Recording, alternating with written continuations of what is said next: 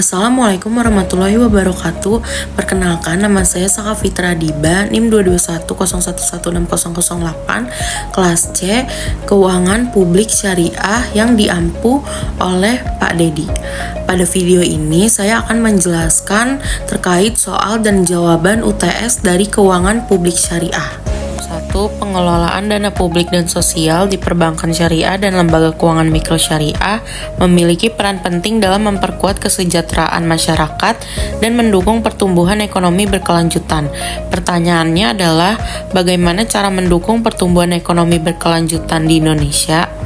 Cara mendukung pertumbuhan ekonomi berkelanjutan di Indonesia yaitu dengan adanya pengelolaan dana sosial seperti zakat, infak, sedekah, dan wakaf secara optimal untuk pemberdayaan masyarakat yang kurang mampu demi mengurangi kemiskinan.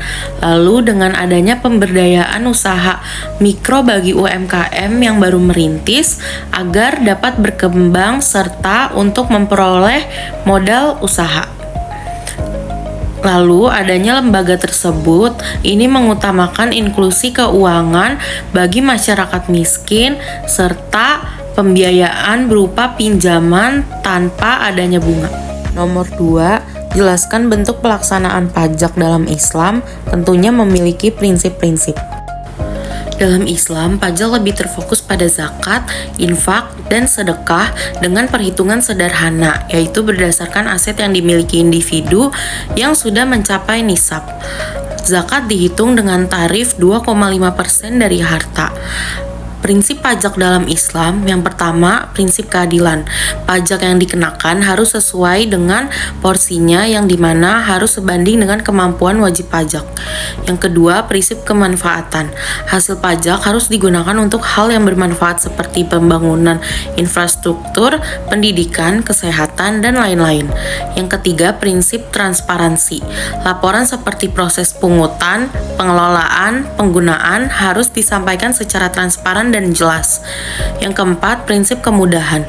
Prosedur tata cara harus dibuat secara sederhana dan jelas agar mudah dipahami. Yang kelima, prinsip kesukarelaan. Membayar pajak harus dimotivasi agar memiliki kesadaran dalam kontribusi membayar pajak tanpa adanya paksaan. Nomor 3, sebutkan jenis apa saja yang termasuk bagian institusi keuangan publik Islam dan bagaimana perannya. Institusi keuangan publik Islam terdiri dari yang pertama, Baitul Mal, yaitu lembaga atau institusi keuangan yang bertanggung jawab atas pengelolaan harta benda umat Islam. Peran Baitul Mal yaitu yang pertama, sebagai wadah pengembangan ekonomi umat melalui berbagai program pemberdayaan masyarakat miskin untuk meningkatkan kesejahteraan. Yang kedua, sebagai wadah pembiayaan UMKM untuk mendorong sektor pertumbuhan ekonomi dengan memberikan pinjaman modal usaha tanpa bunga. Lalu OPZ dan Nazir Wakaf, yaitu OPZ sebagai lembaga seperti Basnas dan LAS untuk memastikan dana zakat dikelola secara efektif.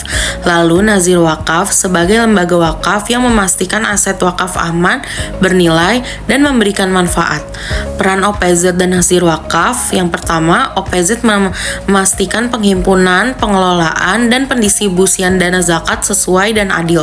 Yang kedua, Nazir Wakaf memastikan agar harta wakaf tetap aman, bernilai, dan digunakan untuk kemaslahatan. Terakhir, Bank Syariah dan LKMS, yaitu Bank Syariah sebagai lembaga keuangan makro yang memberikan produk atau layanan sesuai prinsip syariah. Lalu LKMS sebagai lembaga mikro yang memberikan pembiayaan sesuai prinsip syariah. Peran Bank Syariah dan LKMS, yang pertama, Bank Syariah berperan sebagai lembaga keuangan yang operasionalnya sesuai prinsip syariah, seperti larangan riba dan fokus pada profit sharing. Yang kedua, LKMS berperan sebagai lembaga mikro yang lebih mudah sesuai dengan prinsip syariah. Nomor 4, pengembangan organisasi pengelola zakat atau OPZ saat ini banyak mencuat di media sosial karena para muzaki merasa terbantu untuk menunaikan zakat. Pertanyaannya adalah, bagaimana menurut Anda pengembangan OPZ di era generasi Gen Z? Deskripsikan berdasarkan ilmu yang Anda dapatkan selama masa pembelajaran. Pengembangan OPZ di era Gen Z berdampak positif karena dengan adanya layanan seperti pembayaran zakat secara online itu sangat memudahkan dalam transaksi karena Gen Z aktif dalam platform digital serta penggunaannya yang cepat dan sudah banyak layanan seperti transfer atau QRIS yang hanya scan barcode. Nomor 5, lembaga keuangan mikro syariah memiliki sejumlah perbedaan.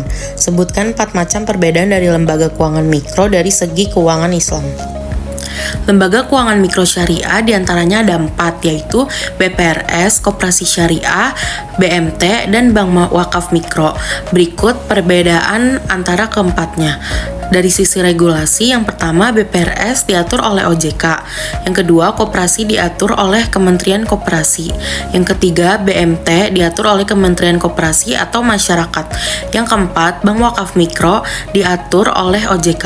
Lalu dari sisi tujuannya, yang pertama BPRS bertujuan untuk memperoleh keuntungan berbasis syariah, yang kedua Koperasi Syariah bertujuan untuk layanan simpanan atau bagi hasil, yang ketiga BMT bertujuan untuk mengelola dana sosial, yang keempat Bank Wakaf Mikro bertujuan untuk pemberdayaan masyarakat miskin produktif melalui pendampingan dan pembiayaan mikro.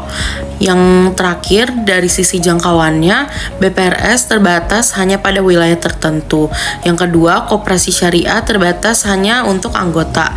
Yang ketiga, BMT terbatas pada daerah tertentu. Dan yang terakhir, Bank Wakaf Mikro terbatas pada daerah tertentu dan biasanya di lingkungan pesantren. Nomor 6, bagaimana pengelolaan dana publik dan sosial pada perbankan syariah? Berikut adalah pengelolaan dana publik dan dana sosial pada bank syariah.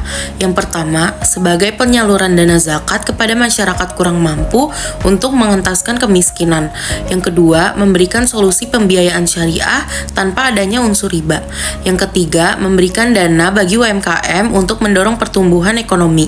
Yang keempat, memberikan simpanan berbasis syariah seperti wadiah dan mudorobah. Yang terakhir, mengelola dana sesuai prinsip syariah, yaitu larangan riba.